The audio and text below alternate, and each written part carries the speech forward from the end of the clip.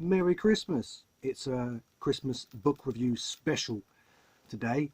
I don't know if I'm going to be able to talk with these things rattling all over my ear rolls, but we'll give it a go.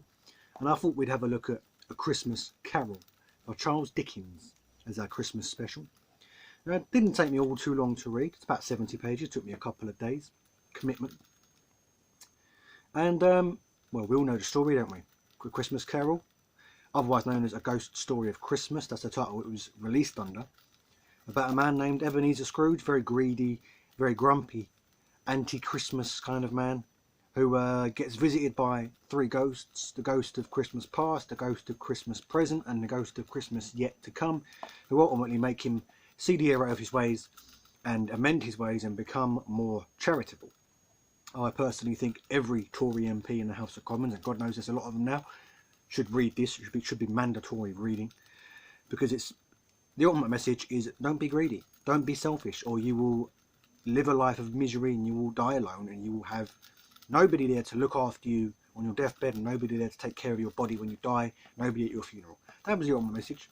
Like most of Dickens's works, the ultimate message is for the poor people, for the working classes, for the beggars. It's in favour of them and critical of the greedy and the rich. Personally, I think Dickens should have just released an anthology of all his works before he died and just called it Just Vote Fucking Labour, because that is the ultimate message behind Charles Dickens. Society needs to change.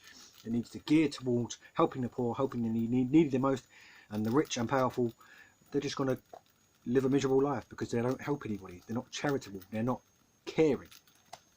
On to the actual work itself before I get off on a political rant.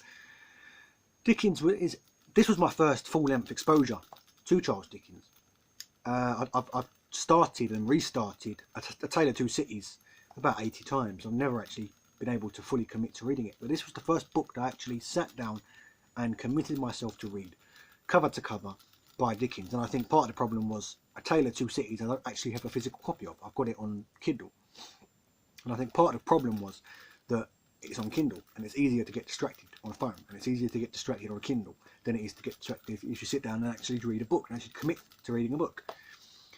So maybe I'll dive back into that. Let me know below in the comment section if you want to see me review A Tale of Two Cities.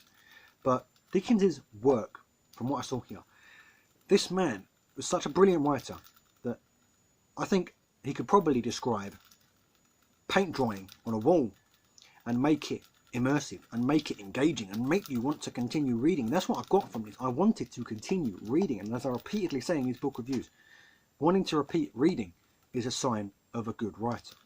And I think that's what Dickens did. He could even the most boring scenes in the book, he somehow made them pop, made them come to life. So go ahead and pick that up. Maybe do it next year. This was A Christmas Carol by Charles Dickens. Thoroughly enjoyed it. Really did enjoy it. Not too long a read at all. 70, 80 pages. It's a novella more than anything. But that was A Christmas Carol by Charles Dickens. Thanks for watching. Have a great Christmas. Don't do anything I wouldn't do. Don't get too drunk. I know I certainly will. Have a good time. Enjoy seeing your family. And I'll see you probably in the new year for some more book reviews, some more political ranty videos. I know how much you love them. See you in the next video.